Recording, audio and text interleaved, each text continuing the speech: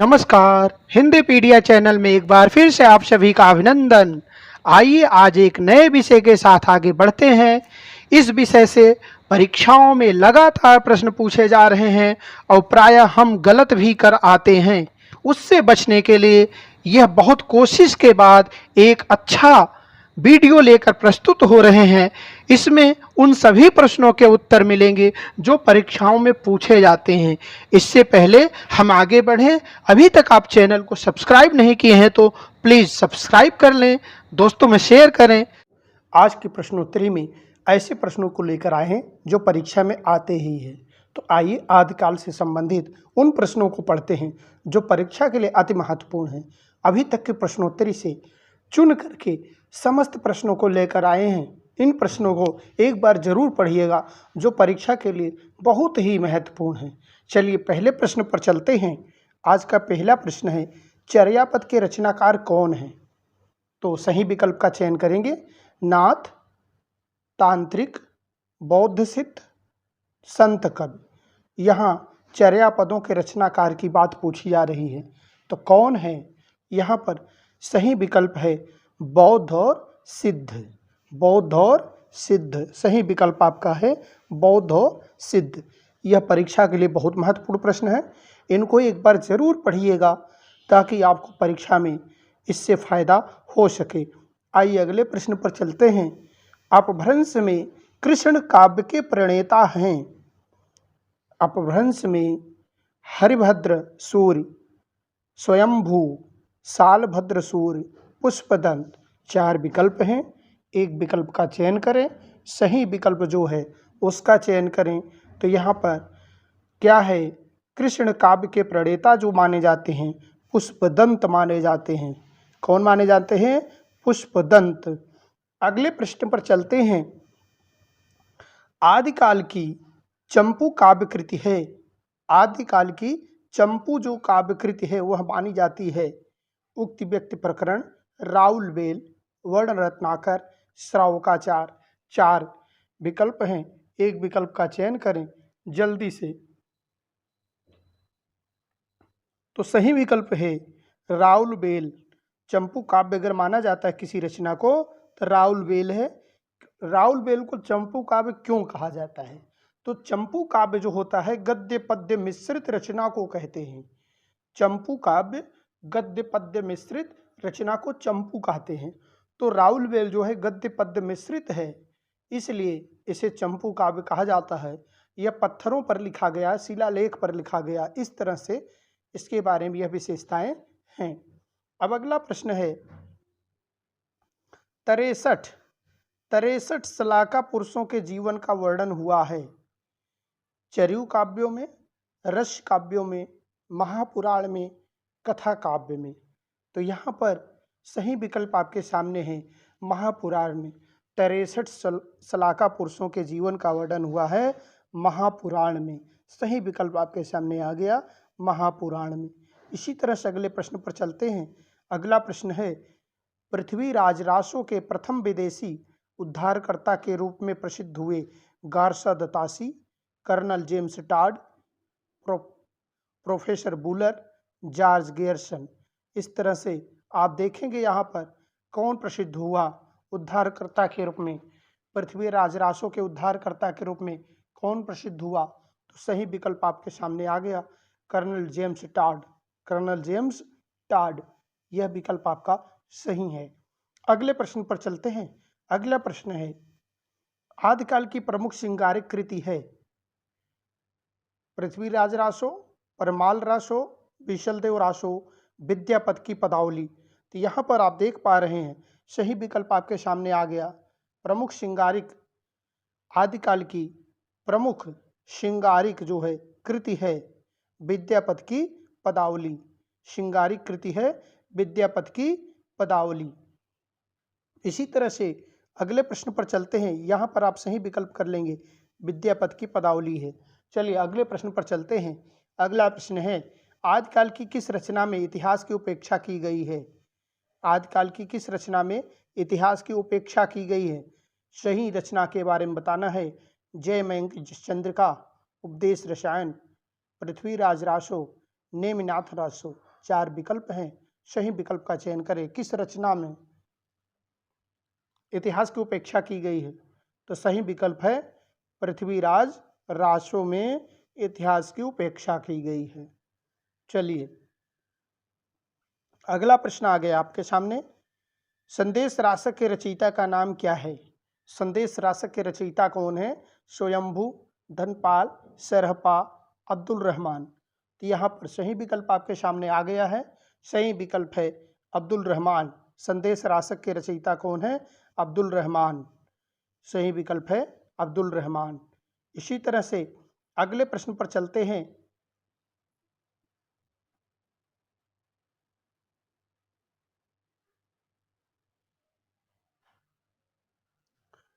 अगला प्रश्न है महापुराण के रचयिता कौन है? महापुराण के रचयिता कौन है? तो आप देख पा रहे हैं महापुराण के रचयिता कौन है? स्वयंभू, जोइंद, देवसेन, पुष्पदंत।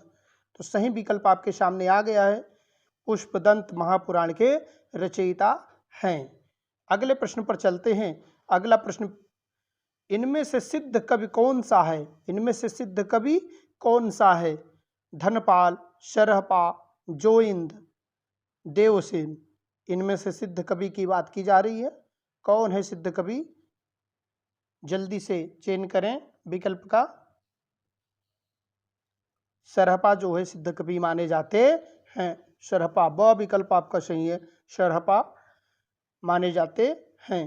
अगला प्रश्न है वीर गीत के रूप में कौन सी रचना प्रचलित है? वीर गीत के रूप में कौन सी रचना? पृथ्वीराज रासो, खुमाड़ रासो, बीसलदेव रासो, कुमारपाल रासो। इस तरह से 4 विकल्प हैं, जिसमें से बीसलदेव रासो वीर गीत के रूप में प्रसिद्ध है। अगले प्रश्न पर चलते हैं। अगला प्रश्न है छप्पय छंद किस रासोकार का प्रिय छंद है?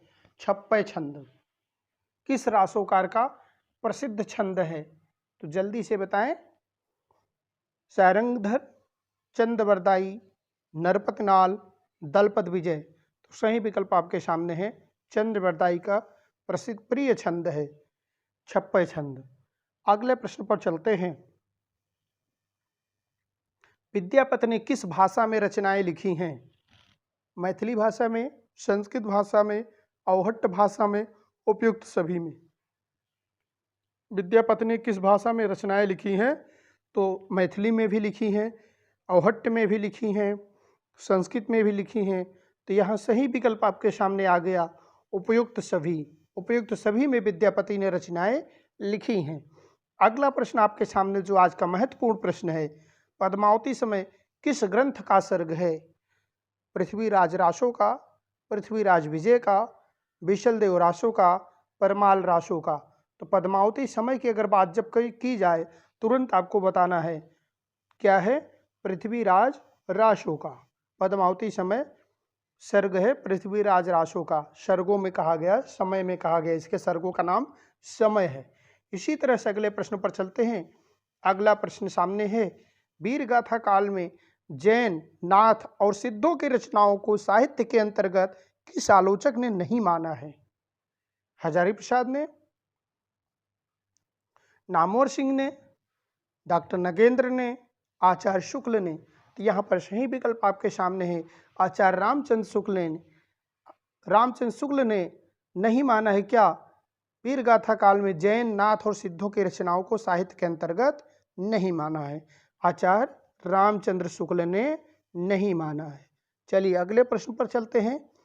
अगला प्रश्न आपके सामने है, तंत्र साधना की प्रधानता किसमें रही है? तंत्र साधना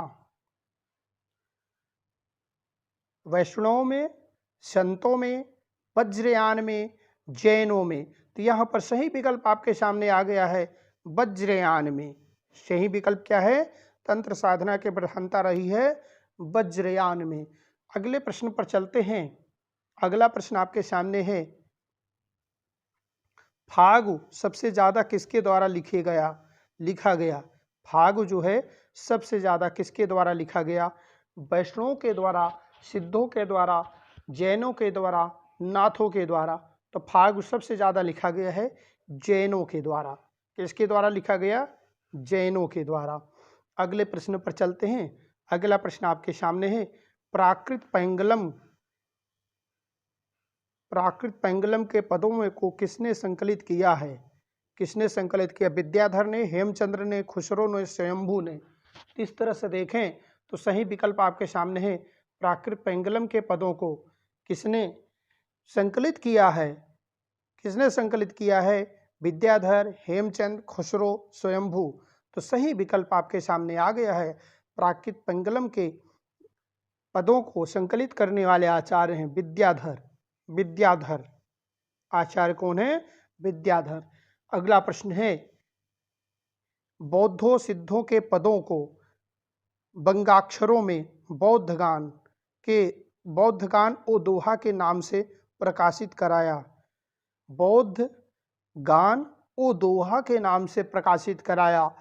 हरप्रसाद शास्त्री ने, हजारी प्रसाद द्विवेदी ने, ग्रियर्सन ने, राम कुमार वर्मा ने।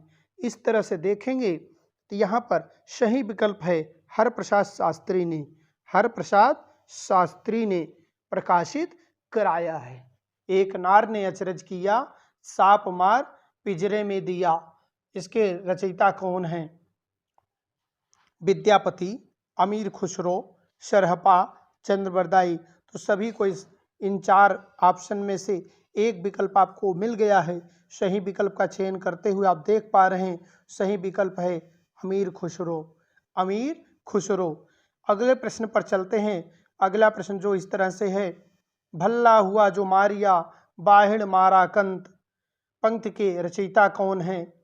तो भल्ला हुआ जो मारिया, तो इसमें हेमचंद्र, डोम्भिपा, लुइपा, सरहपा।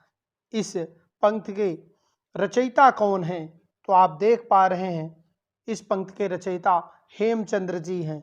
हेमचंद्र ही अपभ्रंश व्याकरण के रचनाकार। इसी तरह से जानते रहिए इन प्रश्नों को। अगले प्रश्न पर चलते हैं। आदिकाल का अधिकतम साहित्य किस प्रांत से प्राप्त हुआ है? आदिकाल का अधिकतम साहित्य किस प्रांत से प्राप्त हुआ है? राजस्थान से, बंगाल से, उत्तर प्रदेश से, दक्षिण भारत से। तो सही विकल्प क्या है? आदिकाल का अधिकतम साहित्य जो प्राप्त हुआ है वह है राजस्थान से प्राप्त हुआ है। सही विकल्प है राजस्थान से। चलिए अगले प्रश्न पर चलते हैं।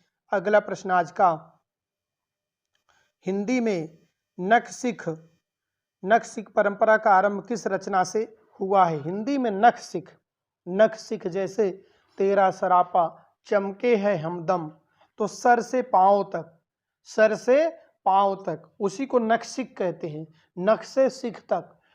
तो इसका वर्णन हिंदी साहित्य में आरंभ में किस रचना में पाया गया? सबसे पहले किस रचना में पाया गया?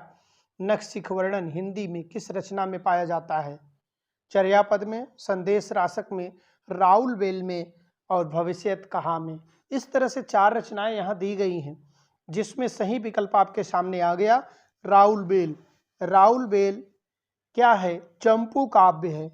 इसमें गद्य पद्य मिश्रित रचना है, चंपू काव्य है और गद्य पद्य से मिश्रित रचना है। यह पत्थरों पर लिखी गई रचना है, अभी तक पत्थरों पर यह मिलती रही है। ठीक है, शिलालेख है। इस तरह से अगले प्रश्न पर चलते हैं। अगला प्रश्न है, हजारी प्रसाद द्विवेदी किसको हिंदी का प्रथम कवि स्वीकारते हैं? हजारी प्रसाद द्विवेदी किसको हिंदी का प्रथम कवि स्वीकारते हैं? तो ध्यान से देखेंगे, सरहपा को, स्वयंभू को, अब्दुल रहमान को, हेमचंद्र को। तो हजारी प्रसाद द्विवेदी की जब बात आती है तो हजार लोग जो स्वीकार करते हैं, हजारों लोग कौन हैं? सरहपा। इस तरह से याद रखेंगे कि सरहपा ने स्वीकार किया है। सरहपा को हिंदी का प्रथम कवि स्वीकार करते हैं हजारी प्रसाद। इस तरह से अगले प्रश्न पर चलते हैं। अगला प्रश्न है, उलट भाषियों का पूर्ण रूप हमें किनकी भाषा में मिलती है? उलट भाषियों का पूर्ण रूप किनकी भाषा में? जैन की भाषा में, बौद्ध की भाषा में, नाथ की भाषा में, सिद्ध की भाषा में। उलट भाषियों का पूर्ण रूप किनकी भाषा में? तो सही आप देख पा रहे हैं, उलट भाषियों का जो चलन आया है यह सिद्ध साहित्य से आया है। सिद्ध साहित्य से कहाँ से आया है? सिद्ध साहित्य से आया है उलट भाषियों का। जैसे कबीर ने भी बाद में उलटवासियों के रूप में लिखा कि बरसे कंबल भीगे पानी, बरसे कंबल भीगे पानी। तो उलटवासियों के यही रूप है कि अपनी बात को समझाने के लिए अलग अलग तरीके प्रयोग किए जाते हैं। अगला प्रश्न है, गेय पदों की परंपरा किसने प्रचलित की थी? गेय पदों की परंपरा किसने प्रचलित की थी? नाथों ने, सिद्धों ने, जैनियों ने, रासोकारों ने। इस तरह से गेय जो गीत गाए जाते हैं इसकी रचना सिद्धों ने की थी, क्योंकि वो पंक्तियों को गा गा कर भक्ति करते थे, पूजा याचना करते थे, मनन चिंतन करते थे, भजन करते थे, भक्ति गाते थे, भक्ति के पद गाते थे, तो गेय पदों की रचना की। इसी तरह से अगले प्रश्न पर चलते हैं। अगला प्रश्न आज का है, किसने जैन कवि सालभद्र सूर्य को हिंदी का प्रथम कवि माना है? अब सालभद्र सूर्य को किसने प्रथम कवि हिंदी का माना है, यह बताना पड़ेगा। तो यह बताने के लिए आपको ध्यान से देखना होगा कि इसमें से 4 जो नाम दिए गए हैं उसमें से कोई एक सही है। राम कुमार वर्मा, आचार्य रामचंद्र शुक्ल, गणपत चंद्र गुप्त, नामोर सिंह। तो किसको मानने की बात है? सालभद्र सूर्य को। सालभद्र सूर्य को गणपति चंद्र गुप्त ने हिंदी का प्रथम कवि स्वीकारा है। किसने स्वीकारा है? गणपत चंद्र गुप्त ने। अगले प्रश्न पर चलते हैं। अगला प्रश्न है, प्राकृत प्रकाश के रचनाकार कौन है? प्राकृत प्रकाश के रचनाकार कौन माने जाते हैं? बररुचि, मेरुतुंग, हेमचंद्र, जालंधरपा। इस तरह से प्राकृत प्रकाश के रचनाकार कौन माने जाते हैं? तो सही विकल्प है बररुचि। कौन सा है? बररुचि। सही विकल्प आपका है बररुचि। इसी तरह से अगले प्रश्न की बात कर लेते हैं। आज का जो अगला प्रश्न है, आचार्य शुक्ल ने विद्यापति को किस प्रकार का कवि माना है? आचार्य शुक्ल ने विद्यापति को किस प्रकार का कवि माना?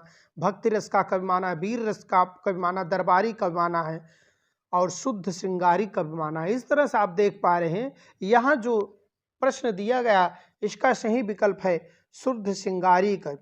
आचार्य शुक्ल ने विद्यापति को किस प्रकार कवि माना है? शुद्ध श्रृंगारी कवि माना है, शुद्ध श्रृंगारी कवि। इसी तरह से अगले प्रश्न पर चलते हैं। अगला प्रश्न है, रास परंपरा की प्रथम रचना चंदनबाला रास, भारतेश्वर बाहुबली रास, स्थूलभद्र रास, नेमिनाथ रास।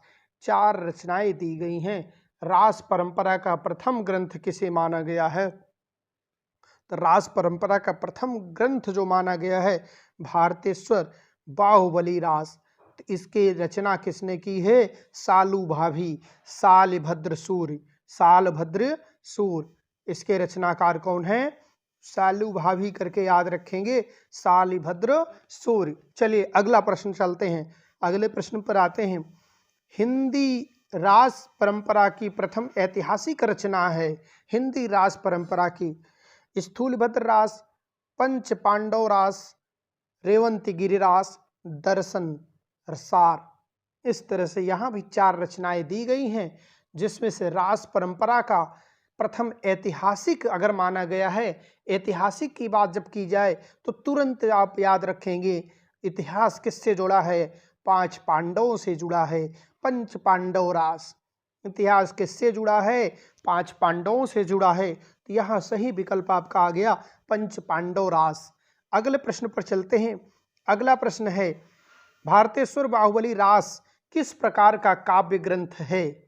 भारतेश्वर बाहुबली रास अभी सालू भाभी की रचना अर्थात सालभद्र सूर्य की रचना भारतेश्वर बाहुबली रास।